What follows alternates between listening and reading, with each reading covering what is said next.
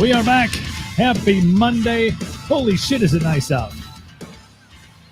What is happening? 3 beautiful days in a row over Easter and into Easter Monday. It's wild. It is 82 degrees right now, 5 p.m. Central. Beautiful freaking day, man. Just beautiful day. It's a beautiful weekend. Both days did all the things, man. All the things. Did the Easter stuff. Joe's in the house. Good to see you, Joe. Did all the things over the weekend, man. Some outdoor work done. We had some family time. The Thanksgiving stuff. My son was up for like 5 days total, which was great. It's amazing to spend time with him. He's going to be 11. He'll be 11 in 18 days. Crazy. Kept him alive. That's pretty impressive, right? There was sleepovers. There was ham, bonfires. Jody's in the house. Thank you, Jody. Appreciate you watching on the Twitch. Grill out. Did a bunch of stuff, man. It was great. Great weekend. Wherever you're watching, thank you. YouTube.com/Cooperville Live. Twitch.tv/No Limit Cooper. If you have the Twitch app, search No Limit Cooper. Boom, you're there. One big show coming up today. Dr. J is back. Hanging with Dr. J. That's coming up in just a few minutes to be on here. Derrick Van Orden is back on, retired Navy SEAL Senior Chief, former congressional political candidate. We're going to talk a whole bunch of stuff. We had a great conversation with him last week. We had him on.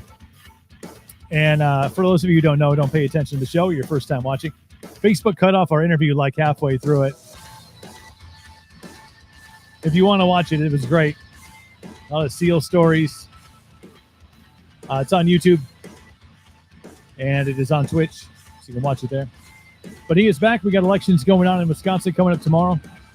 It's the spring elections, and we'll discuss the importance of getting out the vote and all that stuff. Coming up with Derrick Van Orden. Vano in the house, coming up in just a bit.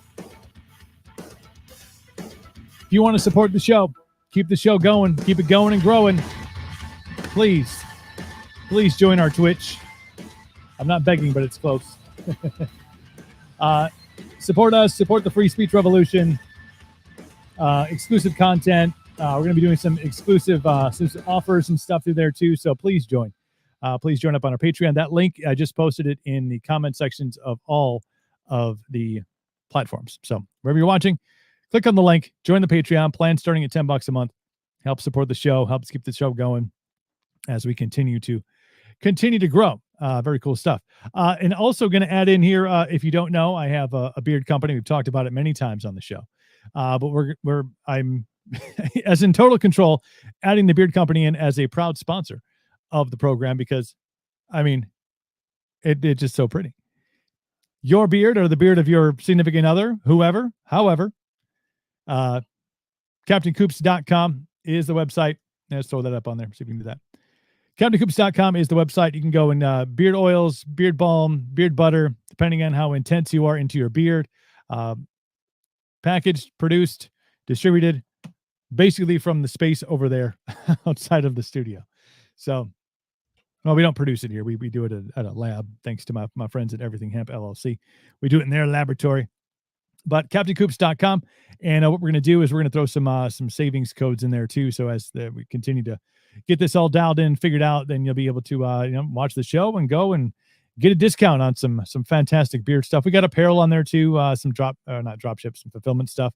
So you can check that out. CaptainCoops.com. That is a website. So appreciate y'all for checking that out as well. Like I said, big show here for a Monday, kicking off the week after Easter weekend and enjoying all the beautiful temps and stuff here. Dr. J is in the house. He's in the green room, and now he is on Cooperville Live. Look at this guy. How you doing, sir? Good, man. How you doing? I mean, can you really argue with what we're enjoying here as far as the temperature goes in Wisconsin?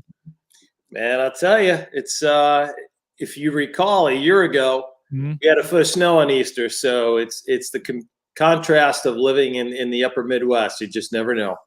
I've seen great pictures, people doing like, especially on Easter, because usually there's gatherings, family gatherings and stuff. Hopefully you got a chance to get out and do those. But they showed like the last year Easter and then this year Easter, and the drastic difference from that foot of snow to, I believe we hit like 82 yesterday.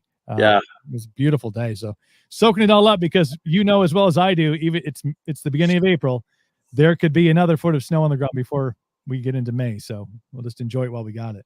Bite your tongue, man. Now, if it happens, it's my fault. I got you. Dr. J, host of the Power, Passion, Prosperity podcast. I've been rocking out episodes on that. Of course, F45, coaching, and author. The list is shorter of what you don't do than what it is that you do. So it's good to keep busy. But I wanted to talk about, as we've rolled through the pandemic, and obviously we touched on many different points of from the medical standpoint of it. You're a diligent researcher, so we've got a lot of great information out of you. But I want to talk about that. And you had this note, this podcast that you had a guest on talking about dealing with disruption, because that's something I know we've loosely touched on. But when you put it on a vast scale of an entire calendar year, and how much life has changed, it's altered. You've had to pivot, make different adjustments, and how you go about your daily stuff. Tell me about like dealing with that kind of disruption when it comes to the topics that you discuss: health, relationships, money, business. It's been a year of dealing with all this stuff. Yeah, I mean, it really has. And the fact is that disruption for some is really, it blows them away. You know what I mean? Like it shakes their world to the core. One of the basic human needs we all have is safety, which is understandably. Mm-hmm. And so when our safety appears threatened, that could make us feel very uncertain about the future. So it's less about the disruption, and what it's more about is the ability to be resilient. So in other words, how do you overcome disruption? How do you get through the challenges when life throws it at you, which is obviously very, very often. And so being resilient is probably one of the greatest predictors of success in life, because it's the ability to face adversity, right? And to be able to deal with it in a positive, effective way, so it doesn't hold you back or define you as it relates to what your goals are. So being resilient really comes around from, how we view adversity is important. If you look at something as a negative, then we see the challenges inherent within it. Mm-hmm. If we see an adversity as an opportunity to learn and grow, then it doesn't hold us in its tracks. It actually propels us forward, whether we move around it, under it, over it, whatever it might take. So how we frame adversity is important to be resilient. Also, giving gratitude to where you are at this moment in time, giving thanks for the adversity so you can learn something. Mm-hmm. The universe doesn't throw things in our path haphazardly. It does it because the universe knows there's something that we need to learn to grow and expand our consciousness. So being grateful for that opportunity to learn. And then, of course, learning is one of the key components of being resilient, because you're always expanding your mindset, which is going to give you more tools in your toolbox to how to overcome life's challenges. So learning is certainly one of them. Being compassionate and empathetic with self is another tool for being resilient. So disruption in of itself, as it relates to, it changes our world, it throws our life in disarray, is not really the issue. The issue is how you handle it. And the answer is being the most resilient person you can be. And I know that can be the biggest challenge of it all when you talk about facing adversity, facing a challenge, trying to go against that fight or flight that we normally have. When we come up against an obstacle, it's I don't want to say necessarily human nature, but it's that that ancestral DNA that's like, well, I need to protect myself. I need to back away from this situation, instead of embracing it head on and finding out different ways to tackle that. And a lot of things have been amplified, I think, over the course of the last year, because there's been this added element of, not only is there plenty of disruption, because there's a ton of it from just daily life. You don't take your kids to school anymore. You can't go to this particular place that you like to go to. Your date nights have changed. Everything has been disrupted. Some people have dealt with that disruption in different manners, but the added factor on top of that has been the factor of fear. Not to throw fear factor in there in case anybody remembers that show from back in the day, but the factor of fear has been added onto it. So not only is there now disruption in your daily life and in your relationships, and you believe one thing and somebody else believes another thing, there's disruption, but fear has been added on to that. Like poured on a pancake with syrup. It's like, well, here's your obstacle, and here we're going to throw some a little bit more on top of that called fear, and that even makes it more challenging to be able to keep pushing forward, to find ways over it, under it, through it, and around it, because you have the disruption, and then you have outside influences from all different directions telling you that it's not only is there a disruption, but you need to be fearful of all the disruptions that are around that disruption. It's compiled on itself. Yeah, I mean, it's never about what happens to us. It's how we react to what happens to us. Two people could face the same circumstances, and one could be calm and mindful and be introspective and be able to deal with it in a very effective way. And then another person can be completely out of their mind, lose all sense of rationality, all sense of proportion, and they're going to have two very different outcomes with the same obstacle. Right. And why? It's the way we approach it. So I would suggest to anybody listening to this, anytime you face a disruption or life is being turned upside down, which it obviously had been over the past year, it's always how you react is going to determine how well you move through this process. Mm-hmm.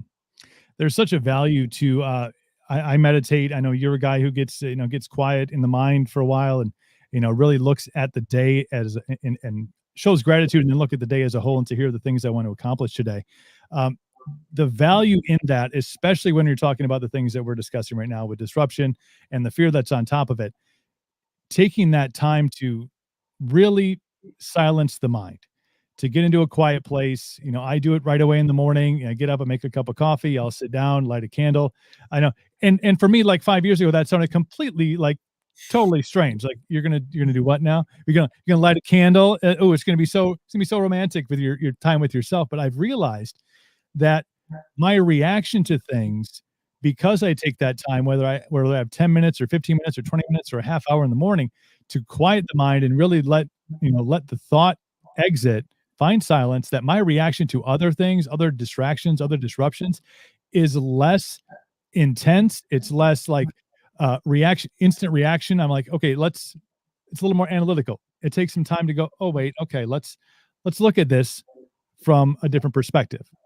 I think that the value of meditation, taking time out of your day to clear your thoughts, it takes time. It does. But I'd say meditation is not about perfection. It's about practice. It's about every day going back to the well and doing the same thing. And you're going to have days that your mind is just completely out of whack and you can't really find yourself real focused, but you took the time to do it that day and you don't force yourself to it. But it starts to, in the long term, affect really every decision, every reaction that I've had, is because I take that time out of the day. All of a sudden you go, I wonder if this reaction to this is because I take that time out. It's the value, I think, it couldn't be more understated in the world that we live in today. Coop, the simple explanation to that is you're either in control of your emotions or your emotions are in control of you. And I don't know any better method to help us become intentional and to choose the emotions we want to experience and live by than meditation. Because meditation helps really kind of filter out all the noise.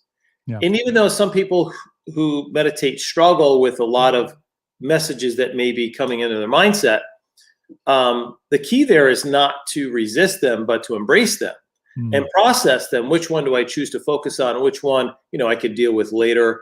I kind of think about, look at my computer screen here. I've got files up. Which one can I file now? You know what I mean? And deal with later.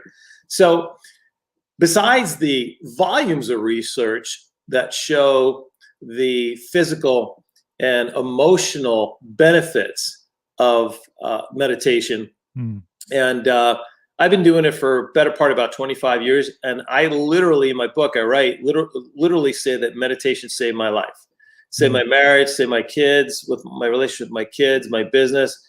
because being an assertive type A personality, my emotions were in control of me.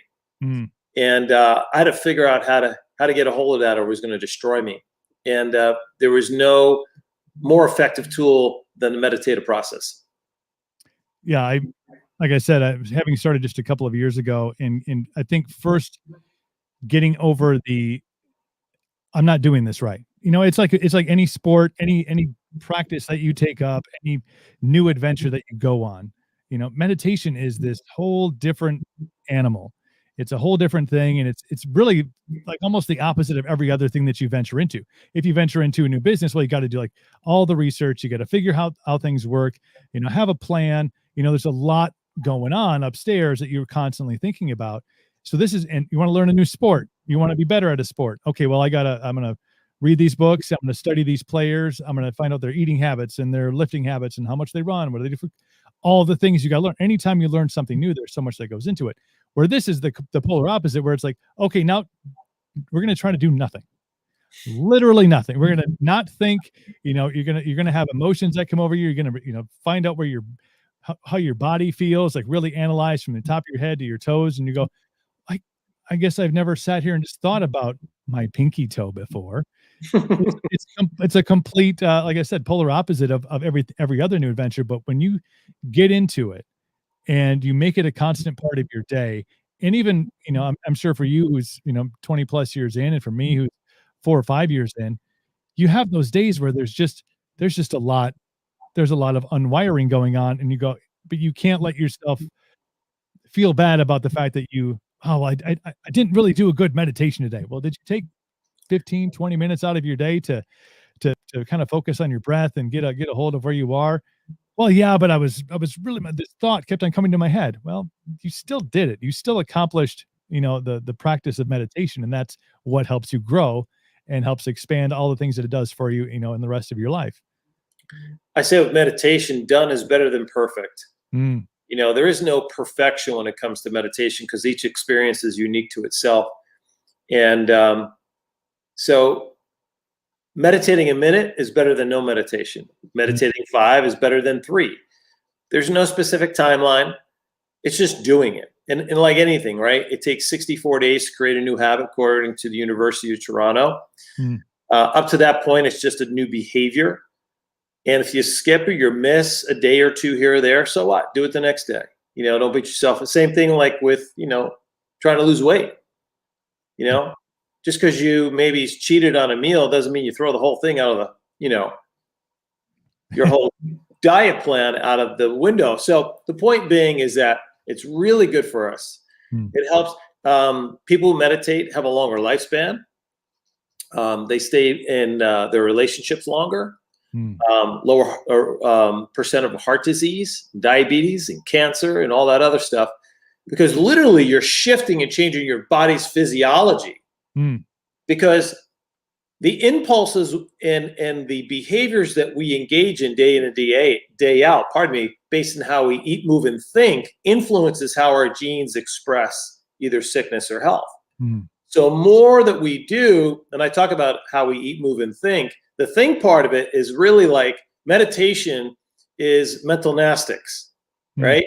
Yeah. You go to the gym, you work out, physical fitness, this is mental fitness. It's really what it is. It's nothing more.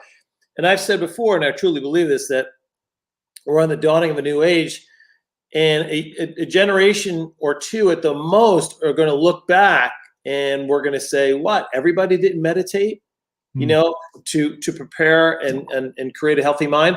Because literally, could you have imagined 2 generations ago, people coming home from work and going to work out at a gym and paying for it? Right. Yeah. It never would have happened. But because our culture shift, because we became sedentary, and now technology is our work to the force per se. Yeah. Our habits change. Same thing's happening here as well too. And there's definitely an awakening because people are experiencing the benefits as a result. And I think the stigma is a strong word to use, but I'll use it. There was a stigma about meditation, that it was, it's kind of a hippie thing. And this is probably just, I'm a little older than some of the viewers here, but it's, like meditate, like, come on, aren't you strong enough? Like you can get through this. And so there's almost this invisible hurdle of, I have to get over this preconceived notion that this is a negative thing for me Sure. to do, and realize the positive benefits once you get over that are immense. And the more you do it and the longer you do it and the more you can sustain it, the more you get into, whether you start with a guided meditation and you can kind of get into doing your own thing, or when you have a major decision, and we talked about disruptions and all the fear, if you can put that on, a pedestal by itself and really analyze with a clear mind, okay, how do I get over this disruption of my day, or this disruption of my life or my business or something else? Meditation can be that. The answer is probably in there somewhere, probably in the back, covered in some cobwebs. Maybe you had too much ham over the weekend, so there's got a layer of, mashed potatoes and ham back there. But the answer is probably there, but you can't, for some reason, during the moment, connect those two lines together. But in meditation, you have an opportunity to go, okay, what is the answer to this question? How do I get over this disruption in my life? What is the best route over, under, through, or around it? And just once you implement that in your life, again, the benefits are so far reaching. You've talked about the health benefits of it, but even in who you are as a human being and how you interact with other human beings in your relationships, as you mentioned, you go, wow, if I really take a step back and look at this from this perspective, I don't overreact to things. I don't, automatically go from, 0 to angry, if you're that kind of person. I I take time with it, and I digest it and I chew on it a little bit, and I'm able to make a better choice, which, is what we're all trying to do, I think, in the course of our lives. Yeah, I mean, you're 100% correct, and you may not get the answer. It may not become immediately apparent the first time you meditate, but it might Mm, on the third or the mm, fourth or the third week. So that's why the daily practice, just like we exercise each and every day, it's a lot easier to stay fit than to get fit. yeah. It's a lot easier to stay calm than to get calm, if you understand what I'm saying. So, one of the things I think it'd be interesting for your listeners to know is, okay, what is that experience like? Mm, Well, for somebody who's been doing and practicing it for decades, there's a sense of calmness mm, and peace that I don't experience in any other areas of my life. Real, literally, right? Clarity of thought, mm. because the more you do it, you're able to literally reduce the amount of thoughts that flow into your mind. I jokingly say that, I've had moments or up to a minute or longer where I've been absent of thought. My wife says, "You do that all the time. Don't kid yourself." So, but the point being is that, you can, it just, the sense of relaxation, Mm, and then the energy that it creates afterwards.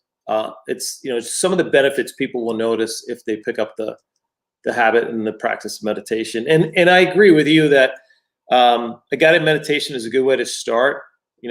There's so many resources out there: YouTube, podcasts, things like that, books. yeah. Guided meditation is a great way to start if you've never done it before. Getting your breathing in order is the word the practice of meditation is really about connecting with breath, Mhm, because Wayne Dyer said the word to inspire comes from the Latin form inspiritu, which means to be one with God, mhm, right? With your highest power is really what it means. yeah. And so how to practice that breath to really get yourself centered. It has had an amazing and profound effect on my life, and the decisions I made, and the mental clarity is huge. And, there is a sense of euphoria as well. You talk about that energy that you get afterwards, but if you get, and it doesn't happen all the time. So when people get into meditation, hoping they're going to, reach that elevated level every single time they meditate, it's really Yeah. tough to get there. But when you do, when you have that moment of, like, time and space don't exist, and I've experienced these things, and the body doesn't exist. You're not even in your mind. If your mind is all encompassing, and your mind can be, uh, you know, global, universal, at all at the same time, and you get to that point, and you go, wow, perspective. The perspective I've gained on just life in general, on, my place in life and the people around me, and how in a general sense, we are all in this together, flying through the rock, through space, that whole thing. But how interconnected we are when we're not all stuck in the bullshit that's inside of our head all the time really has led to great things. It all started for me with guided meditation. I think Headspace, the Headspace app, I started with that. I still go back to that once in a while if I'm looking for just maybe a different direction or different perspective on things, but a great place to start. And there's plenty of other resources out there to really get the journey started, get over the fear of it. Some people the fear isn't even necessarily for some that they're doing this thing that some people could maybe possibly think is weird, but some people are afraid of, you want to leave me alone with my thoughts? Sure. Like, I don't know if that's such a safe thing to do, but I think that's even more beneficial, because then you can start to separate things out. You can separate out, okay, they're just thoughts. It's all there. They're just there. Those little nuggets floating around in the head, and you just kind of push them away gently, brush them aside, and you go, wow, I can find some clarity here. So again, and this is another topic I wanted to discuss with you today, is about investing in yourself. And meditation is a fantastic way for little to no cost of really investing in your mental health, in your physical health. But what a great way to take, if you put a price tag on that half hour of your day, that is a great investment in yourself to start a meditation and to help it guide you through, especially tough times like these. There is no greater resource than investing in your own well-being, emotionally and physically, psychologically, whatever it might be, because the return is exponential. Yeah. Right? As we grow, as we work out and physically get into good shape, and our energy increases, and we reduce our risk of disease and so on and so forth, we're saving our money, on the disease treatment side. We're saving our money on eating crappy food. When we invest in our mindset, when we invest in our own mental well-being, whether we're buying books or again, YouTube or podcasts, whatever the case may be, there's so many resources out there. It's been estimated the rate of return is whatever you spend on yourself in investing wise is a minimum of 10 to 1. Mm-hmm. So I conservatively, and this may blow a few of your listeners away, I've conservatively spent between $250,000 and $400,000 on coaching and programs and seminars and books in my lifetime. That's over 30 years. I've had personal coaches in all different types of businesses and ventures, and every single one of them has taken me to another level. You know what I mean? Mm-hmm. And not just from a prosperity standpoint. Could be relationships, okay, increasing my fitness, so on and so forth. So there's no better resource, guys, than investing in yourself. And you should be doing it every day because your return is exponential. When you talk about, and we'll wrap on this, you talk about that investment into yourself. When you go into, and again, we've noted a lot of things and other ways to start, especially on the meditation front that are free of no charge. And then, if you get into like a Headspace thing, I think there's like a monthly rate or a yearly rate or something like that. If you find something that, oh, this is really working for me, this is worth my investment. Like, what sort of, when you go through a process of making a decision on something that it is investing in yourself, this book, that's pretty small scale. Like, I'll invest in this book. I got Sean Whalen's book. It was $5 and it was a great read. Big print. So it was great for me. I could read it at night. I'm getting old eyes, but so those are some smaller investments. When it comes to some more major investments, man, say gym membership, which even that isn't really even a big one. Maybe it's personal trainer. Okay, maybe that's a little bit up there. Okay, now I want to, start entering into things, or I want to reinvest in my wardrobe. I want to, do you have a process that you go through when you look at something as an investment in you? Like, this is something I'm investing a monetary amount in, but it's going into myself. Do you have a process that you go through to say, okay, what's the ROI going to be on this? Is the return on my investment into whatever it is, a personal trainer that comes to my house, a dietitian that plans my diet, whatever that happens to be? Do you have a process you go through when you look at something as a personal investment, making sure you get the right return out of it? The return you get is the effort you put in. Boom. I've had amazing coaches and consultants, but they wouldn't have been very good if I didn't do the work, right? So for me, is number one is you have to be clear on your outcome. Mhm. What is it that I'm going to learn, get, receive as a result of working with this person that is going to improve my life? And is that aligned with my vision moving forward? That's number one. Number two is the person who is teaching me, do they have cred? Have they done it? Because there's people out there who offer their services and so on and so forth, and they're great at advice, but they've never actually applied it. They have never done it. Right. So to me, can you prove to me that you've done what you're teaching me? And then number three is always comes back to me, as I mentioned before, am I going to do the work? Here's what I found out, Coop. The more I spend, the more work I do. Because the more you invest, like, I'm not going to piss that money away. Right. Yeah. I'm going to work my tail off and make sure that, I get everything I can and then some out of this experience. So ultimately it comes down to us, but those are the two things that before I go into it is I make sure I have clarity on the outcome and that the person who's teaching me has credibility. Yeah. You always want to maximize the return, as much as you can. And that comes with, you mentioned the hard work. And if you get, and I got one of these, a couple of weeks ago on a DM on Instagram from a life coach. And I was like, whatever, I'll do some perusing. And she was like 21. I'm like, I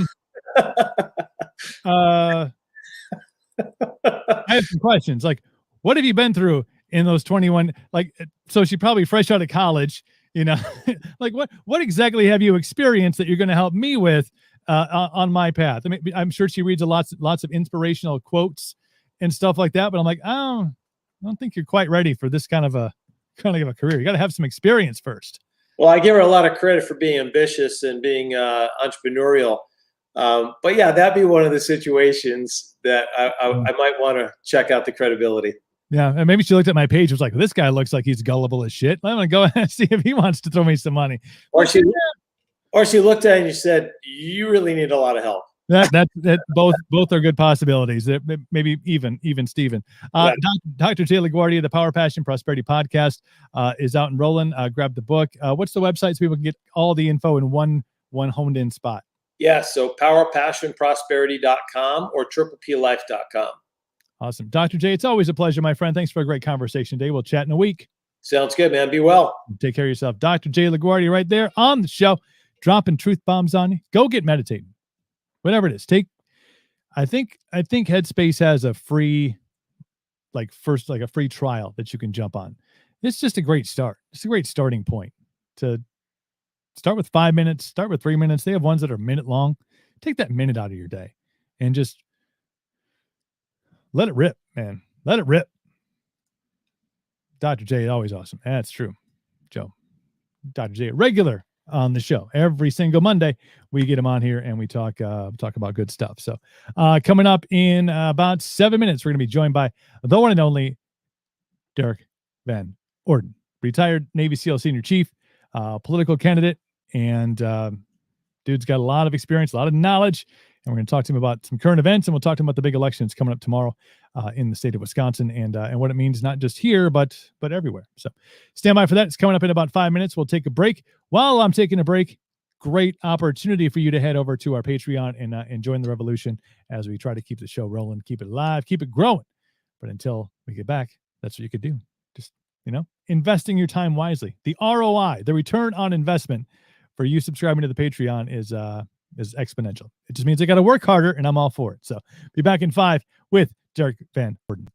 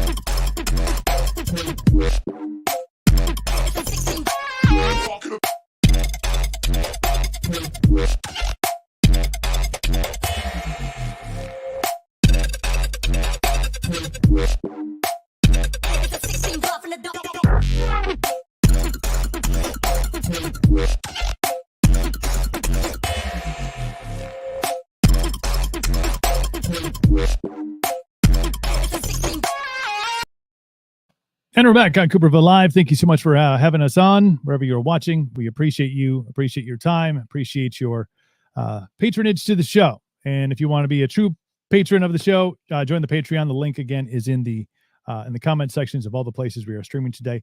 YouTube.com/Cooperville Live, also twitch.tv/No Limit Cooper. For those of you who do the Twitch thing, and we did end up on Facebook today, so we'll see if we can make it all the way through on today's program. Thanks to Dr. J for being on. Always a pleasure to have him and his insight on the program, and great to have. I'm not sure if I can call him my friend yet, because I called him a name that I wasn't supposed to call him. I called him. I'm going to call him Vano, and You since we're friends, me. I did it on the show, and I did it via text message. So dual screwed I am. Learning has not taken place. I got to take notes. I'm taking note. Don't say the S word on the show. How you doing, Vano? Good, man. Yeah, just good. Easter was yesterday. It's the high holy day on the Christian calendar, and we take that real seriously. And it would have been an absolutely perfect Easter if the rest of our kids and grandkids could have been here. We have 2 of the kids and 2 grandkids here. Excuse me, well, 3 of the kids, but 2 of them, or one of them went over. He's actually wants to. He's a catechumen for the Orthodox Church, which is kind of cool. But so we saw him, and he went over to their services. They're different than Baptists, clearly. But if the other kids could have been here, grandkids, it would have been perfect. Just an outstanding sermon in the morning about what Easter really means, and the importance, not just to Christians, but the importance to mankind from our perspective. Just great. And then had a wonderful dinner that our starter Abigail prepared. So it was cool, man. Yeah. How about you?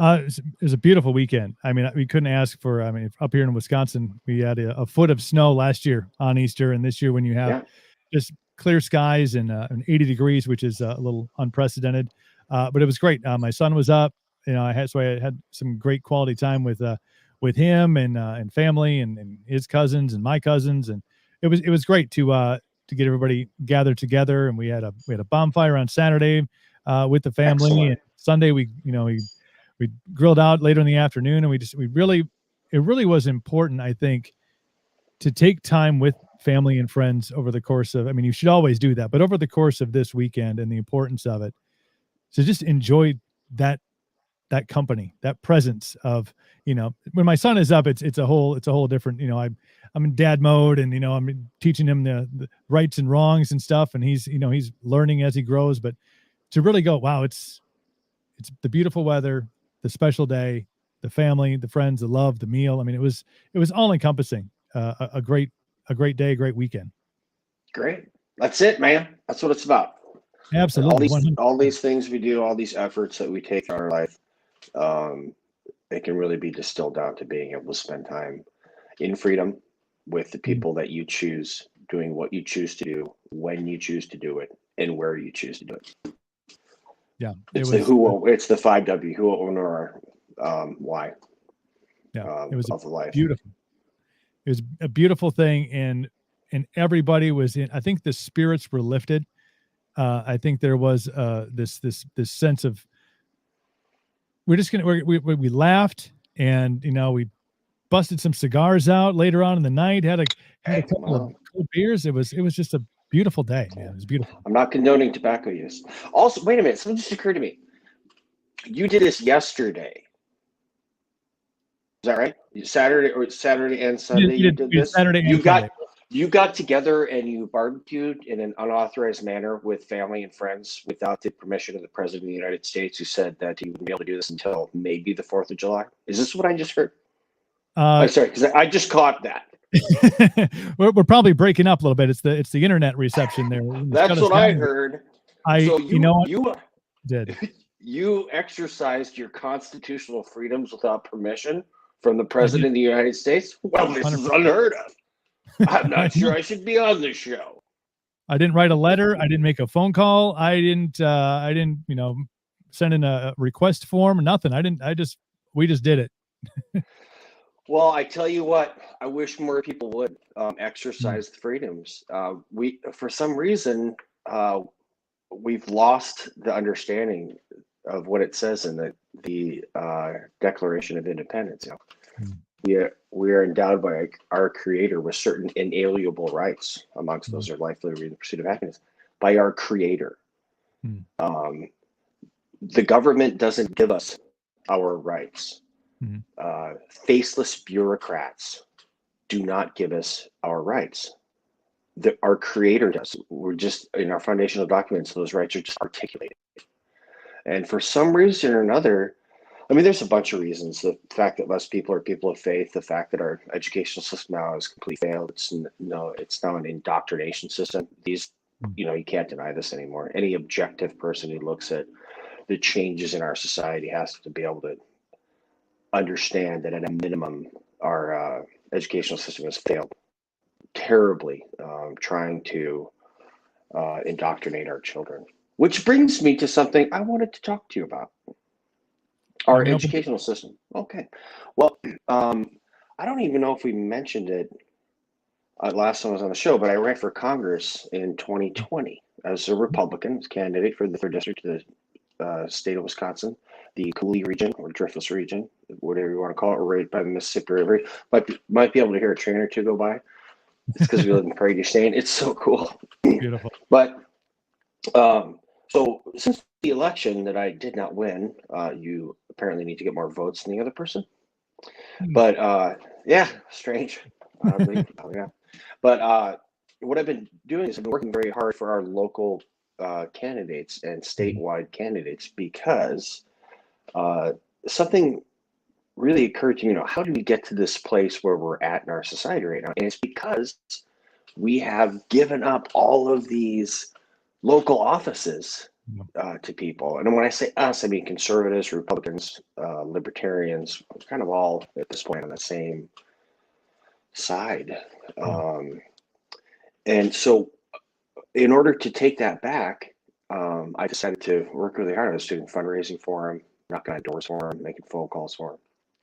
And the first, and this is what's interesting. So the left has really got everybody trying to focus on the 2020 election results. They're really bringing stuff up. I mean, there's people on the right bringing it up, but I think it's being driven by the left for a very clever reason. That if we're focused on the 2020 elections, we're not going to look forward to the 2022 elections, or we're not looking forward to the April 6th elections. That's tomorrow. Right. I mean, how many people have been working on that listen to your show? I hope everyone raises their hand. But so here's what's at stake tomorrow morning, or throughout the day up to 5 o'clock, whenever the polls close. Our state superintendent of public instructions, the instruction, that's the person who's like essentially the head educator in the state. Yeah. We have young people graduating from high school that cannot read or write. They can't. But they can articulate 150 reasons very clearly why America is the root of all evil in the world. They don't know if they were born with the right genitals or not. They don't. I mean, the instances of this transgenderism is exponentially increasing throughout the nation. That's a statistical fact that more and more young people are wondering if they have the right genetic sex, but they can't do math. So what is the problem with this picture? The picture is the basic education, reading, writing, arithmetic, 3 R's, reading, writing, arithmetic, are not being taught in school. Arithmetic are not being taught in schools, but all of these social issues are, and not just in social studies. So I'm going to vote for a lady named Deb Kerr, Kerr, for the state superintendent of public instruction. You know why? Because I think she's going to educate our children and focus on them. And here's going to throw everybody for a loop. She's a Democrat. Boom. Yeah. Wow. Boom. So who is putting the values of children above their party? Guess what? It's me. And it's the people that I speak to, because the children are why we have public schools. Right. Why we have school choice. School choice is not an option. You see what's taking place now, especially in California. Now, the California Teachers Union is saying they're not going to go back to school until they are provided subsidized health care for all of the teachers. They just keep adding more and more things to these lists of demands, not requests, they're demands now. And that's not right. And I think, Deb, there's another thing I'm going to underlay or underlying something. I read her bio I'm not impressed with her background. She just got rolled up for using school resources to send out official election emails where she wrote, "Oh, this may be not okay," or it turns out it's illegal. That's who Deb's running against. We're not gonna. It's like, well, if you're gonna do something that's really shady like that, come on. Yeah. I don't want you running the school. So Deb Kerr is the lady I'm voting for state superintendent of public instruction. And then justices. We've got the District Court of Appeals, District 3 coming up, which is the northern part. It's a huge district. Yeah. I had a chance to meet this guy named Greg. I've met Deb several times, and she's very impressive. But I met this other guy named Greg Gill Jr. The thing I don't like about him, I think I'm older. We're at least the same age, but he looks 20 years younger than me. He's roguishly handsome, and he's incredibly brilliant. Yeah, he's one of those guys. What's that? Did he serve 26 years in the United States Navy? I don't think so. No, but you know what? He's one of those guys. You're like, but he's a brilliant jurist, and I spoke to him. Heard him speak, and then I spoke to him privately. He reminds me of a young Antonin Scalia, who was one of my favorite justices. And he's a guy that reads the law, and then he gives you his understanding, or her understanding. It's a female justice, gives you their understanding of the law without interjecting what they want the law to say. Because that's not a jurist's job. Right. That's a legislator's job to write legislation. It's not in a name. And then a jurist's job is to make sure that it complies or comports with constitutional truths. And that's what this guy's going to do.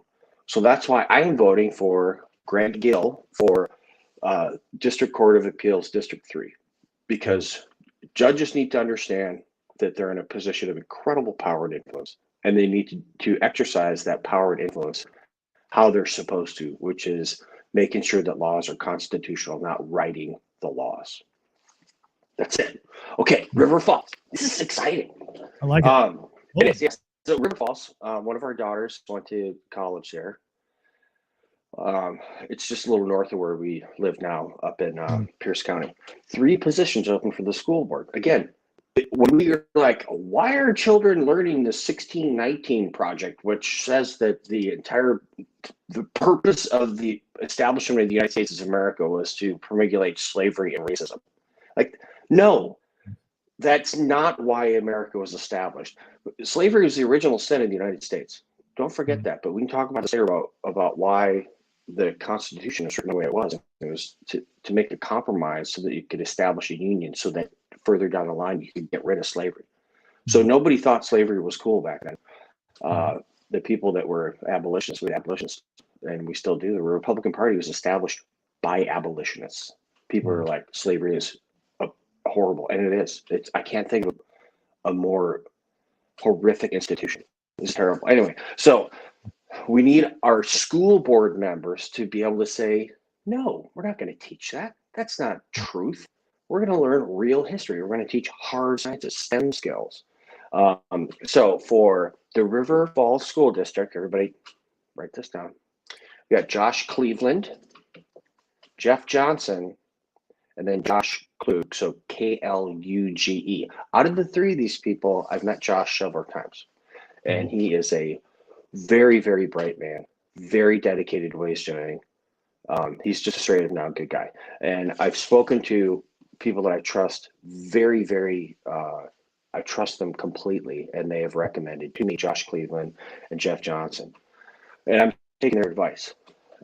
These are 3 people that want to make sure that our children are put first for our schools. And they all believe in school choice and all these other things, which is exceptionally important. They understand that there is a place. We can do 2 things at once. There's a place for public schools, and there's a place for school choice. Very important. Okay, Menominee. Have you heard of Menominee? I lived in Menominee for 7 years of my life. Okay, yeah, me and Mary Pat, I went back and forth about. I was a Menominee Indian for from like 4th grade to my freshman year. Played football for Joe Labuda. The whole thing, man. The whole thing. I didn't know this. I see. This is great. We should have had this conversation before. So you've got a vested interest in Menominee, right? I do. So Mark Hillman, Angie Skillings. That's Skilling. Skilling. That's right. and then Penny Burstad. So Menominee School District, Mark Hillman, Angie Skillings, Penny Burstad. Sorry, these written down, and I'm not wearing my glasses, so I have to like squint. You know why I don't wear the glasses? I had someone write me, I make these videos and stuff, or I did for my campaign, and someone wrote me who's on the autism spectrum, and they're like, "Hey, we love your videos. I love your videos, but because of the reflection in your glasses, I can't focus on what you're saying." And so, out of respect for people on the autism spectrum, I don't wear my glasses when I shoot videos. Well, how would I have known that? But hey, this is a person that wants to hear information. If you can do anything to help them do that, you should be doing that. And that's a totally reasonable request. Okay, Eau Claire School Board. Kathy Kilvin, Kivili. Okay, Kathy is one of the most wonderful people you're ever going to meet in your life. She is, over the top dedicated to what she is doing. She is a wholesome, wonderful grandma, just awesome, and mom, of course. But this woman, I'm telling you, she will crawl over broken glass to do things that are right for kids, straight up and down. Treats everybody equally and out of love, and she's doing this. None of these people have to do this. Right. They don't, and I'm very impressed with them. Okay, so lacrosse. Rob Abraham, so Abraham. This guy's been a public servant for 30 years, I think. He started off as this is this guy's unique background, and they're trying to use it against him. He was a police officer for a long time. He still is. He's the deputy chief of lacrosse right now. But he started as a school resource officer when he first got into it. So this guy's seen the inside of schools from the perspective of these public safety officers that they are now suspending in lacrosse because I think for some very misguided reasons. But so Rob is a fantastic guy, and he has put and he continues to literally put his life on the line for the community for 30 years. I think it was just an amazing time. So I got to sit down with him and talk for a long time. We've had several phone calls, and I just respect him tremendously as a person, as a public servant. And I know that he's going to do what's right on the school board. He's just a fantastic guy. We've got Jen Casper for Platteville down in Grant County, and then Amber Hickman in Holman School Board. So those people, let me tell you what it's like running for office, because I just did this, and I never thought about being a politician. It never occurred to me. I was in the military for a long time. It's completely inappropriate for members of the military to participate in politics. It just is. And we've got these admirals and generals and everything that get out of the military, and all of a sudden, they become woke. And they were on the inside. We knew it. Admiral McCraven, for instance, always knew he was a leftist, and now he's just letting it fly. He's probably the most famous Navy SEAL ever to live, but other than Rob O'Neill. But yeah, so these people, Rob is a friend of mine too. He's got shot bin Laden. So when you run for office, you put yourself out there, you put your families out there, and for some reason, people just think it's okay to say whatever the heck they want about you, and you're like, it's not. Like you politicians, this, you're like, whoa. How on earth are you potentially helping what you're saying about how bad politics are if you are constantly saying stuff about people that is untrue, or at least looked at in the worst possible light? So these folks are hanging it out there, and they're doing it because they care about our children and our grandkids. That is respectable, especially when these people get into office. I want every single one of these people to get into office.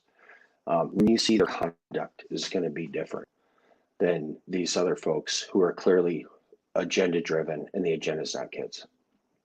Or in Judge Gill's case, the agenda is not making sure that laws comport with constitutional truth, despite what he wants to do. So that's what I've been working on since November, and I'm going to keep working on these local office things. And this is. I don't know if you heard of Ron Johnson. He's a senator. So I've spoken with him at a couple, 2 or 3 Lincoln Day dinners, which is the annual Republican Party get together. It's really fun. Yeah. But so we're talking, and he's a real deep thinker. Hmm. He is, and it's great. I respect him tremendously. He's like, hey, this is why. Oh, by the way, I'm going to shamelessly pretend like this is my idea after this podcast. Take it. I learned you can do that in politics. Yeah, sure, I thought of that. You did not invent the internet. But Al Gore, what a guy. Al Gore. Yeah, love that guy.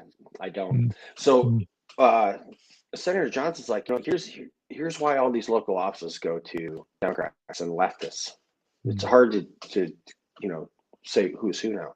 Is because Republicans and libertarians in particular, we don't want the government in our lives. We don't want people to tell us what to do all the time. We want to work. We want to support our family. We want to, take care of our neighbors.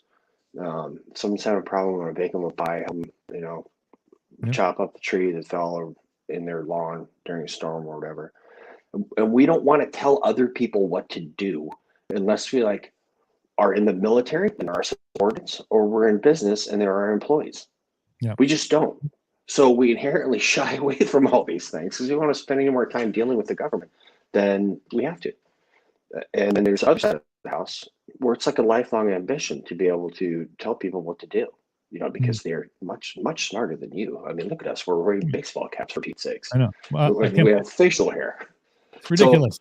Out of control. It's ridiculous. So that's why we have shied away from getting involved in politics. Well, we've given up this ground. And now this is my part that I was thinking, put on the old thinking cap, is that the only way, and it's uncomfortable, but the only way to make sure the government stays out of our lives is to get involved in government ourselves. That's it. Well, yeah. So I'm telling people, you know what? If you don't want to pay, a friend of mine sent me a picture. She lives in California. She's a retired Air Force Lieutenant Colonel, an incredible patriot. Yeah. She's from Wisconsin. Just a fantastic, awesome patriot. It's like $4.10 a gallon. What? She goes, my pocketbook weeps. I'm like, yeah. Every time. Right. You don't want to pay that much for gas. You don't want your taxes to get raised. You own a company. You don't want your corporate tax to go back to 28% now, whatever the heck you're going to do.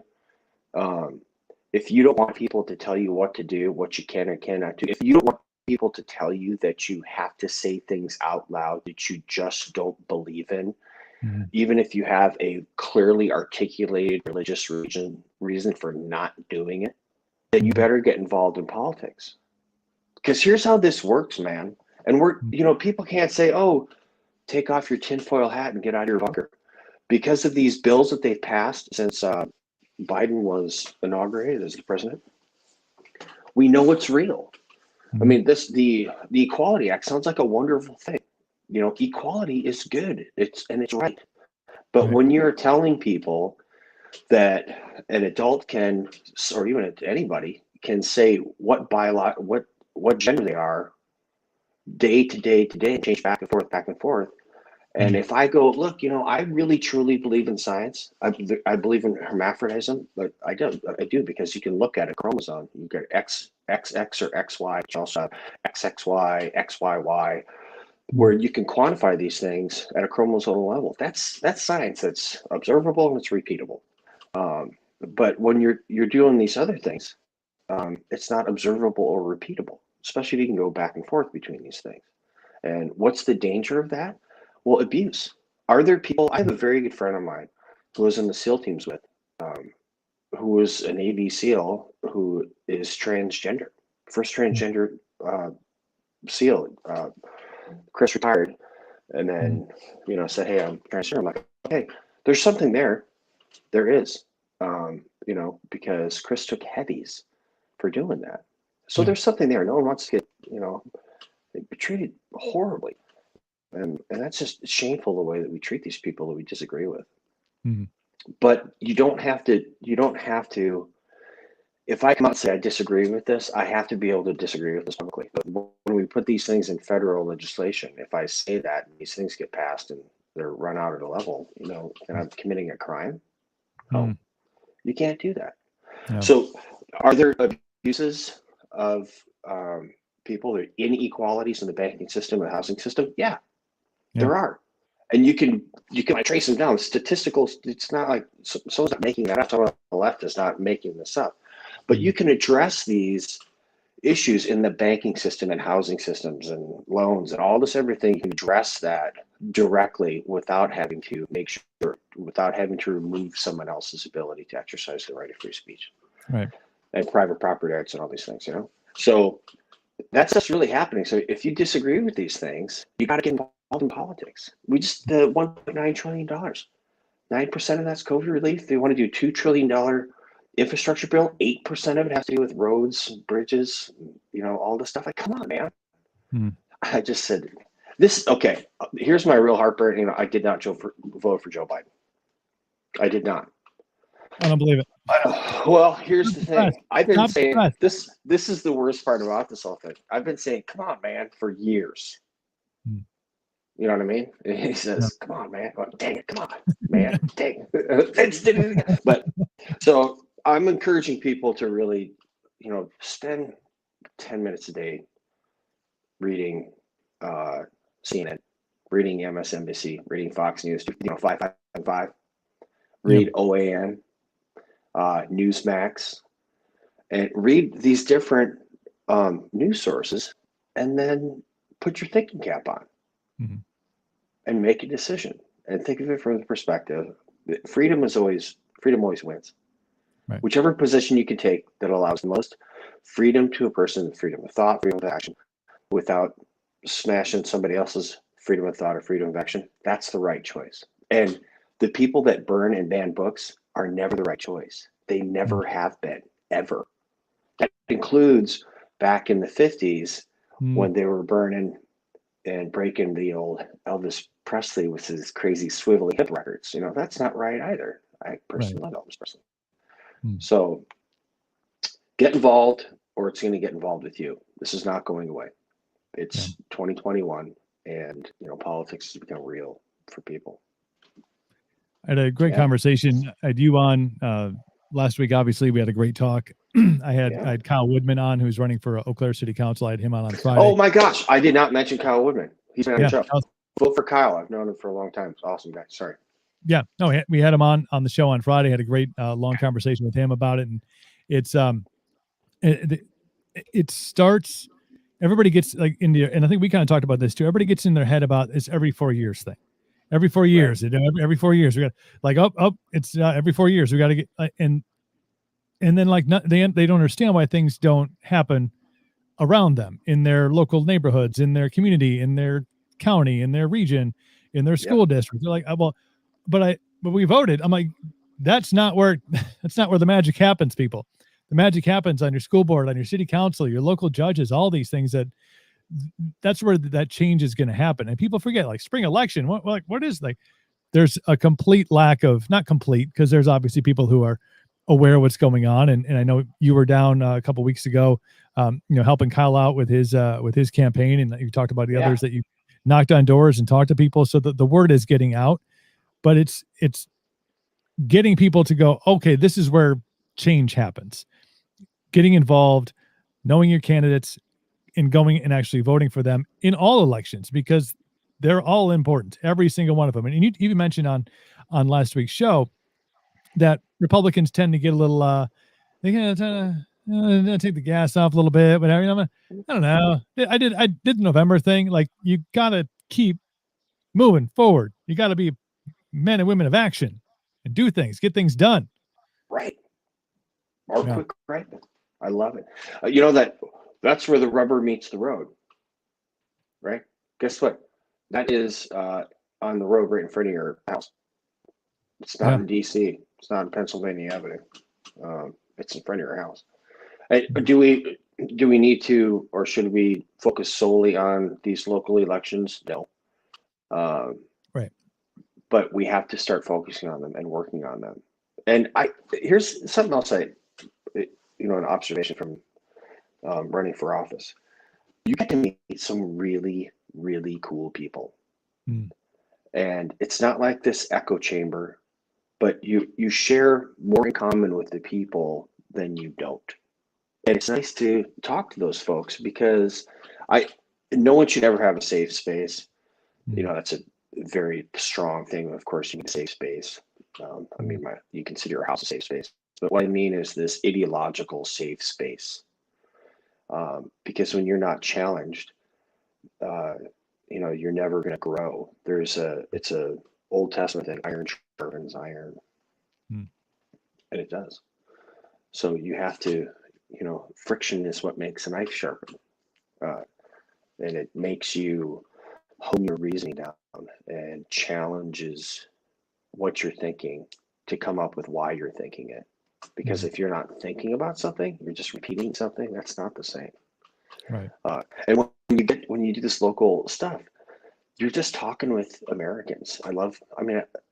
I've lived and worked on 5 of the 7 continents, and I've got friends still around the world. But, I love my country and I love Americans. And they're just fun to talk to. And walk around with them, you have a cup of coffee. How you doing? We're good, man. I went to a farm the other day, just hanging out, looking at, they've got 80 head of dairy, 250 beefers. And just talking. I mean, there's just people that are trying their hardest to get things done. And how is that not respectful? Yeah. It's just awesome. The phone is ringing. Hello. Excuse me. Hold on. I'm alone in my house. Let me grab her real quick. No problem. Hey, jump on the show. It'll be great. No, I think Ben'll make some great points here. It's about getting involved. It's about talking to people. It's about being, talking to your neighbors. It's great. Guess So what? was anybody important? I believe that was someone trying to tell me I need to extend the warranty on my truck. Good. Okay, good. Whew. They Oh, must be the same person that calls me and like, hey, you got that? You still got that Jeep? Like, I'm telling you, no, I never had a Jeep. Yeah. Hey, that's another thing. Guess what? You don't like robocalls? Those things. No, they don't. But guess what? There's legislation that's passed. It's going to expire here. It's going to make it easier for people to make robocalls again. Thank you, Joe Biden. So, yeah, all of these things in our lives are controlled by politics. And again, if you're not involved, you have no room to gripe. Some things are within your sphere of influence. And, your vote is within your sphere of control. I mean, you're in, those 3 concepts, knowledge, influence, control. That's how you can really help figure out if you should be worried about something or not. If it's not in any one of those, don't bother. You're just going to give yourself an ulcer. But voting is, which is really cool, man. Yeah. What else did I learn about that run? I learned that people will say anything they want about you, regardless of its association with the truth. People, they try to I'm serious. I was like, you've got to be kidding me. They try to rewrite narratives of your life and that sort of stuff. And so one of the things that I would take forward if I decide to run again is I'm not going to allow it to take place. I'm just not going to. I worked very, very hard throughout my life to get a good reputation in the SEAL teams, good reputation in business with my family, at church, and all that stuff. And I'm not going to allow somebody to try to rewrite that. Right. So I went to the Capitol on January 6th. Did I mention this? I don't think you did. Yeah, I went to so I had hundreds and hundreds of people contact me after the election who have lost confidence in the electoral system, which is a very, very bad thing. Right. That's because scary. if people don't, it's terrifying. If people don't have confidence in the electoral system, they're not going to vote anymore. That's bad, right? So I am blessed with the ability to travel. And I decided to go to the Capitol to represent the people of the 3rd District of the state of Wisconsin who have not been represented for over 2 decades. This guy named Ron Kynes, still in office now, 24 years. After this next cycle, he will have been in politics as long as I was in the SEAL team or in the Navy. And he's already been in politics longer than I was a SEAL. So I went there to stand up for electoral integrity. and I was participating in a First Amendment exercise, which was a rally that turned into riotous behavior, which is unlawful. Right. As soon as I figured out what was taking place, because it started off as this wonderful thing, but then I'm like, oh my gosh, this is riotous behavior. I'm not going to be here. I actually sent a tweet out as that stuff was going on, condemning all political violence. I don't care who's doing it. If the left's doing it, the right's doing it, it's just wrong. Antifa's doing it, BLM's doing it, Trump supporters doing it, there's QAnon people. That's all wrong. And I went back, okay, so I'm 51. I went back to my room, my hotel room. I'm not ashamed to say this, and I wept in my hotel room while this was taking place. And the reason I did is because regardless of who entered that building, the QAnon people, the Trump supporters, the BLM, the Antifa people, to my knowledge, every single one of the people that entered that Capitol building was an American citizen.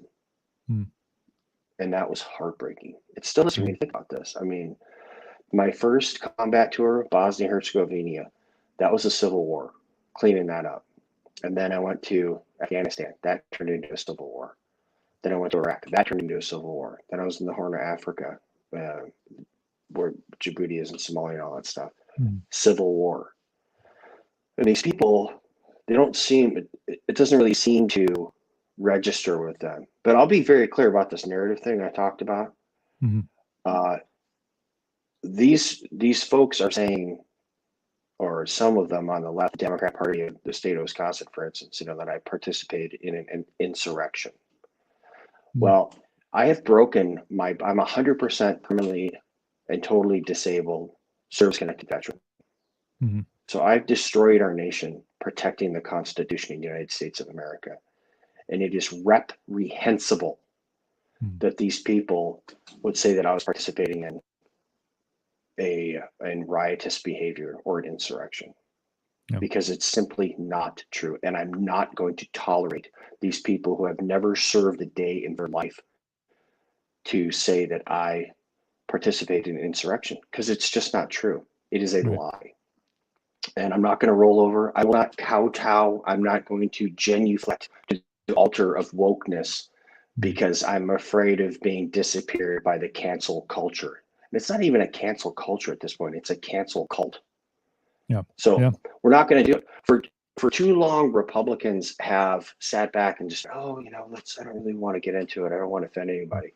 Well, I'm telling you, by being overly courteous and not being assertive. I mean, being courteous is not going on style. Don't get me wrong. I opened doors for people. I was at the grocery store yesterday getting last things for dinner. There's two older women who were loading groceries in their car, including milk and all this stuff. And I'm like, "Can I help you, ladies?" First, like, "Oh, what are you doing?" I'm like, "No, can I help you load your groceries?" And they're like, "Oh, that's very nice of you." Well, you know why? Because being courteous is not going on style. But also getting hammered down by people who are lying about you, who are saying things for a very specific, focused political point. That's not American. No. And so I see that I'm an American, man, and I'm not putting up with it anymore, because our children's livelihood and lives are in danger because of these folks. So I'm asking everybody, hey, if you can hear this, stand up for yourself. Stand up for yourself. Never participate in political violence. Just don't. I don't care what your thought process is. It's no way. The end result is not going to be what you think it is if you're involved in political violence. Right. It's not. I know this. I've been to so many civil wars. Yeah. You've been obviously boots on the ground with your campaign and now with others. Do you get the sense that people are waking up? They're awake. They're not woke. If you know what I'm saying, like people are starting to go, like they want to be, there's an initiative to get more involved and to be more active and to get out and vote and to get out and say, put their First Amendment rights and say, hey, remember this piece of paper? They wrote it by candlelight with a feather. Like we have these rules here. Like this is how things happen. Like, did you get the feeling, just because I know talking one-on-one with people and making calls for other candidates and stuff, do you get the feeling that people are realizing what is happening and are they want to go and take their freedoms back because it feels like they're being robbed from under their feet? Well, yes, but taking back something is very difficult. But a lot of people, their freedoms weren't taken from them. They willingly gave them up. Mm. They didn't even sell them cheaply. That's how I was talking to this guy. It's Ron Kine. I really, truly am disturbed by this person, the fact that he's been in office for so long, because he fully advocates all of these lockdowns, fully advocates not being able to go to church, not being able to exercise free speech. So what the Congress will make no law establishing a religion or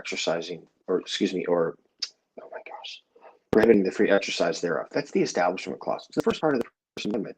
Nor abridging free speech, nor the freedom of the press, nor redress, and your ability to assemble peacefully. Just hack the rest of it. Those are the things that are articulated in the First Amendment of the Constitution. They're in the First Amendment. So freedom of religion, freedom of the press, freedom of speech, freedom of assembly, freedom of redress. Those 5 things are in there. And the first one, because the founding fathers are like, wow, these are really the most important things we have to do. Primarily, we have to be able to exercise religion, right? So Ron Kine and the rest of these guys, 100%, I don't care what they're saying. Well, of course I support that. No, you don't. When you support these lockdowns, when you support locking churches down, when you don't allow people to gather peacefully, when they do gather peacefully, you exercise these draconian measures to punish them. You can't do that when you fully advocate for censorship of different platforms, press platforms that you disagree with personally as a politician. You don't advocate for freedom of the press. So these leftists, and Ron Kine is not, he gets off saying he's this moderate Democrat. People let him get away with it because they never bothered looking into his voting record. He voted for the most partisan socialist bills in the history of the United States of America, starting with Obamacare. And he's proud of it. I'm very proud to have voted for that. It's a socialist bill. Right. So he's been saying this stuff. People just take him at his word. But we can't do that anymore. This guy has demonstrated clearly, and keeps putting stuff on his Twitter and his Facebook and all this stuff, clearly against the tenets of the First Amendment. Let alone, red flag laws, all this stuff. Those are Fourth, Fifth Amendment issues. When you're talking about interfering with the Georgia election, you know what? That's a 10th Amendment issue. That's a thing. It's also Article 2, Section 1, Article 1, Section 2 of the Constitution saying, hey, look, states are supposed to administer these elections. That's when the For the People Act, that is for corrupt politicians. Ron Kine 100% supports that. It is unconstitutional to say that you're going to federalize and centralize our elections. It's not. It's the exact opposite of what's in the Constitution, which is like the definition of unconstitutional. But this guy supports it 100%, including this. This one just fascinates me that they are saying, well, this is going to help out 6-to-1 matching funds. So you donate $200 to a political candidate of your choice, the government matches that with $1,200. So you, Koopaloop, are going to be paying for Nancy Pelosi to run for re-election. You think of it like, you're like, holy beans, and not even just like a 1-to-1. It's a 6-to-1. How on earth does that? You're like, okay, well, that sounds reasonable to me. I ran for office. It would be great to have that money. But I tell you what, if I run for office again and that For the People Act passes, I will refuse that money. I will not take that money if they pass this, because it's just junk, and we need to act on principle. If you're not living your values, they're not your values. They're a slogan. And Ron Kine and the rest of these leftists are great at slogans, and they're horrible at principles. That is a completely unprincipled thing to do. Forcing someone to pay for someone else's political aspirations who you fundamentally disagree with at a visceral level. This guy gets 100% rating from Planned Parenthood, 100% rating from NARAL. Those are the organizations that advocate for abortion up to birth, And also the partial birth abortion, which is you're dismembering a human being, a living human being. That's what partial birth abortion is. Ron County gets 100% rating from the organizations that advocate for that. You know what? I'm fundamentally in opposition to that. I will always proudly say I'm pro-life. And you got a problem with that? Okay. Yeah, I get that. If you disagree with that, I understand that you disagree with it. I also understand that I believe in science. Right. And that's a human being. You can't get around it. So why should I have to pay? Because I'm going to have to pay too. I pay taxes. Why should I have to pay for someone to run for office who I fundamentally believe advocates for the destruction of human life for convenience? No, I've been to too many wars, and I was a medical professional for so long. And if life can be protected, you do so. You can't always be protected. It can't. It just can't. I mean, we would have no need for a military or a police force if life could always be protected. But if you can protect life and you choose not to, I disagree with that. And ask yourself this question: what if you're wrong?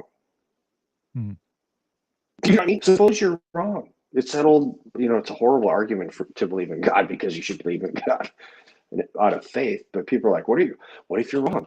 Well, it's true. What if you're wrong? Suppose atheists are wrong. I think they are. Doesn't mean I treat them any different.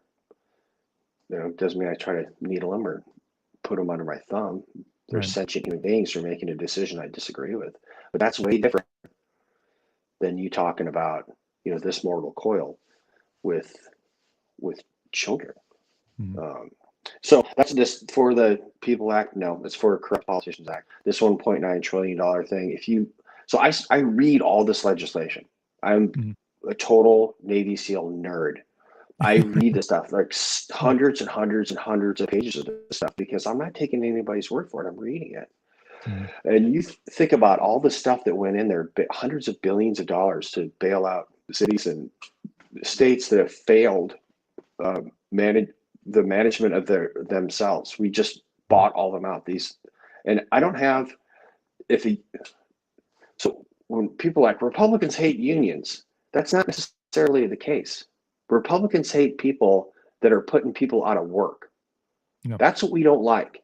So is there a time and a place for a union? Yeah, absolutely. Unless, of course, you're running Amazon. Now you want voter ID, don't you, Bezos? We can't have unions here. Whoa, I didn't realize that you're a member of the Republican Party. So, hey, they bailed out these union pension funds. What is that? No, you can't run your pension fund. That's your fault.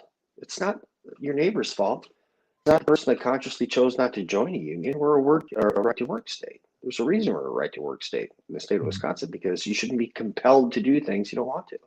Right. I kind of sound like a libertarian, but I agree with them on a lot of stuff. But other things I don't. Yeah. We need to have governments. We need to have structure. I believe that there's things that we can really talk about that we really get along about, and there's other things that I disagree with. Yeah. Whew, a lot of politics tonight. I know, but I'm gonna get your 2 cents on this, and then we'll wrap up, and we'll encourage you to get out tomorrow. Big day, spring elections. Excuse me. Again, being that's that cigar you smoked, pal. It was that one cigar I had on Saturday, maybe. But there's a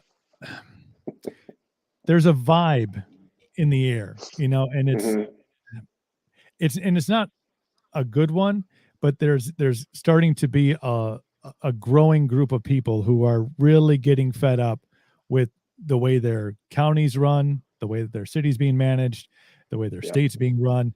We had a big change last week, obviously, with the state Supreme Court overturning Governor Evers' emergency order and the mask mandate and all that stuff. So, a victory for some, but really a blatant overstep of authority and power for a very long period of time. It took a long time to get that done. Now you still have counties like, again, Kyle Woodman and I talked about it at length on Friday. Was I'm a county north of him, so I'm in Chippewa County, home of Lonnie Cookville. I know. We have this, like, come on up, because Eau Claire is still underneath this, the thumb of the city. It was shortly after the ruling came out from the state Supreme Court, that the city came out and said, no, it's still in effect here. We're still mask mandating. We're still doing all this and social distancing and capacity at restaurants and bars, all this stuff. But there's a feeling in the air, and correct me if I'm maybe misinterpreting it, but there's a feeling of a little bit of angst and anxiety, and people are just getting fed up, and they're joining great groups, and they're communicating with other patriots about this. My buddy Kyle Yudes, who is running Recipes for Freedom and doing great things there, organizing people to get out and to listen to great speakers and to realize their freedoms and stuff. But it feels a little tense. It feels a little tense out there, Vano. And I want to know if you get the same feeling out there from your perspective and the people that you've talked to that are just, I want to say on edge, but it just feels like, I want to say something's coming, because that's a little Nostradamus-y of me, but it feels like people are just having a little more awareness and a little more preparing, a little more, being a little more diligent. You know what I'm saying? Yeah. All right. I'm going to be very clear with everybody here. I'm going to reiterate this.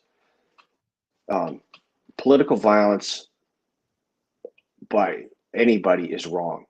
Mm-hmm. So if you're thinking about committing any type of political violence from the left or right, I do not stand with you.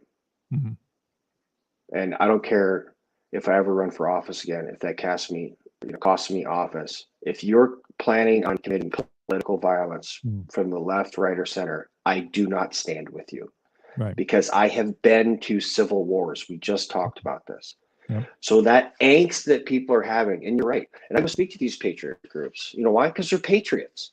And I tell them the same thing. And some people get all chapped and they'll walk out. I'm like, okay, you're in the wrong room, Jack. Or maybe I am. But I tell you, I will never go speak to a group that is advocating for political violence. I will not do so, because that's not how America works. So this angst that people are having, I want them to take that and change that into positive energy. And how they do that is by doing what Kyle's doing, doing what Kathy's doing, what Judge Gill's doing, what Deb Kerr's doing, what Josh is doing. All these folks are doing this. And we change it from within. And people are like, that doesn't work. Like, stop what you're doing. Open up a history book and look at the United States of America.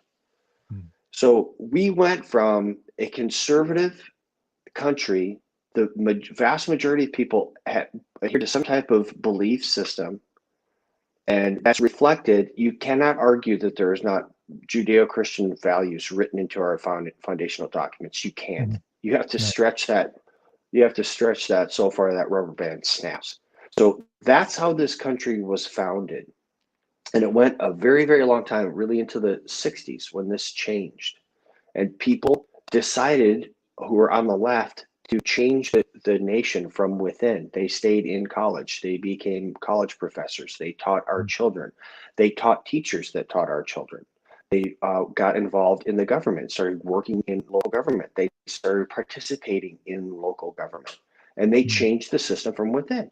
So don't tell me it's not going to work, because the left has shown that it does work. It just takes work.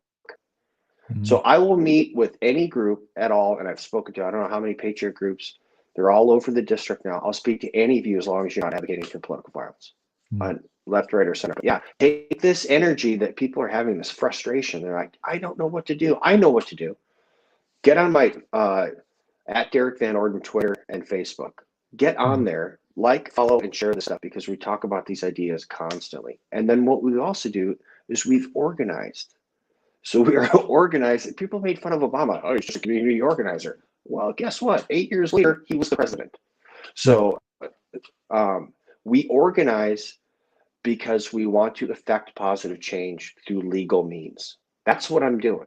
So be frustrated, but change it into something other than griping. Don't withdraw from the system. Stay involved. Get on that at Derrick Van Orden, Twitter, Facebook, got Instagram, all this other stuff. But those are the platforms I use mostly because that's what's used most in the district. But yeah, I 100% understand. That's, again, why I went to Washington, D.C. on January 5th. I went there. I was there for the 6th. was to stand up for the integrity of our electoral system, exercising my First Amendment rights that I was endowed by with my creator. Mhm. So 100%, right? Call me, go through you.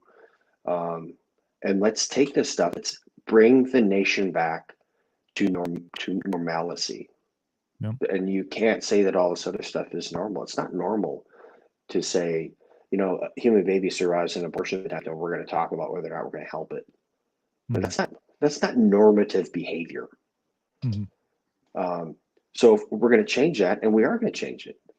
Listen, man, I told you this in your show last time. Every single reason to be the world's biggest pessimist, and I'm not. Yeah.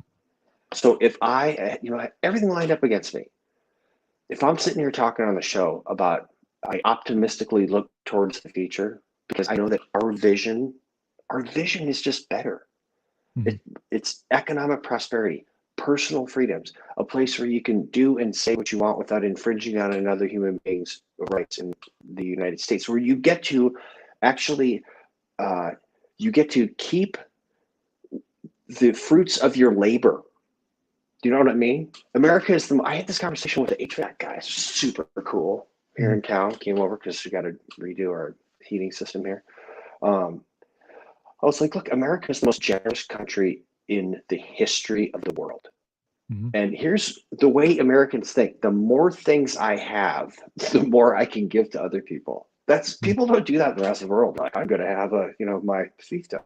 The more, and we've proven this, you can't refute this. It's statistically proven that the more things Americans have and the more freedom they have, the more they give to other people to help them. Right?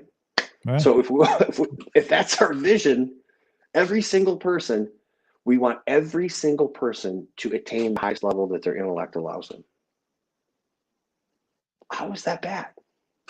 We want every single person who can legally cast a vote to be able to cast a vote. We want every legally cast vote to be counted.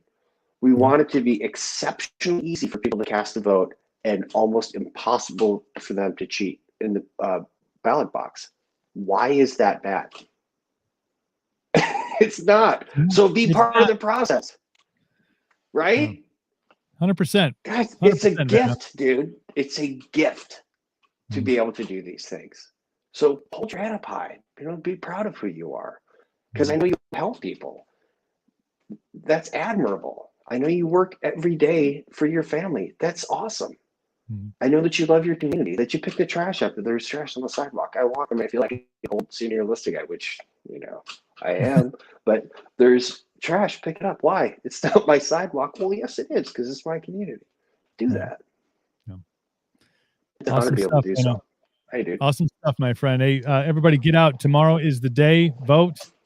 Spring elections. Make it happen. Yes, sir. It's always a pleasure, Coop. We'll talk to you soon. Absolutely. Yeah, let's get you back on here, and best of luck. Enjoy the rest of the beautiful day, and I'm always here if you need to get a hold of me. You know how to get a hold of me. I'd like to hang out and actually get a line with you at some point. I know a couple places we can make that happen. Okay, cool. Awesome. Vano, take care of yourself. All right. Thank you very much. You too. Later. Derrick Van Orden on the show, dropping truth bombs on you like boom.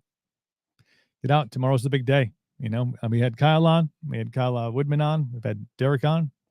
Dropped all the names that you need to know for tomorrow. So get out and make voting a part of your Tuesday on the great state of Wisconsin. So thank you to Derrick Van Orden, and to Dr. Jay LaGuardia for being on the program today. Great insight from both. Just great stuff. Fill your brain with all of the knowledge. Let it sink in, and then implement. Put the work in. That's my Cam Haynes right there. That's that Cameron Haynes stuff right there. To all of you who joined in the show today, thank you so much for being a part of it. Joe, yeah, always, my friend. There it is. I got a screen here and a screen here. It's all over the place. But thank you for being a part of the show today. Tomorrow we are back.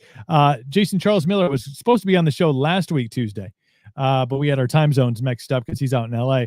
So we're going to have him back on tomorrow on the show. That's at 5:30. Or show start at 5. He'll be on at 5:30 Central coming up tomorrow on the program. So make sure you join in Jason Charles Miller, founder of Godhead. He's got a new album that just came out last week called From the Wreckage, Part 1. We'll talk to him. He's a big Twitch guy, too, so maybe we'll jump the Twitch numbers, too. Be awesome. Hell yeah, Joe. Get out. Go. Rock the vote. Rock the vote, baby. Rock the vote. Rock the vote, baby. I'm just making shit up as I go along. And thank you. If you want to follow us on Patreon, join the Patreon. That link, again, is in the comments of all of the places that we stream. And special thanks out to me at CaptainCoops.com. Get yourself some beard oil. Captain's Quarters is the hot ticket. So if you're going in there looking for a different scent profile, like look at the scent profiles, Captain's Quarters is the cat's meow. That's what my girlfriend says. It's the cat's meow. Doesn't say that, but she likes it. So check that out. Until we meet again tomorrow, take care of yourselves. Take care of one another. Go vote tomorrow. We'll see you soon.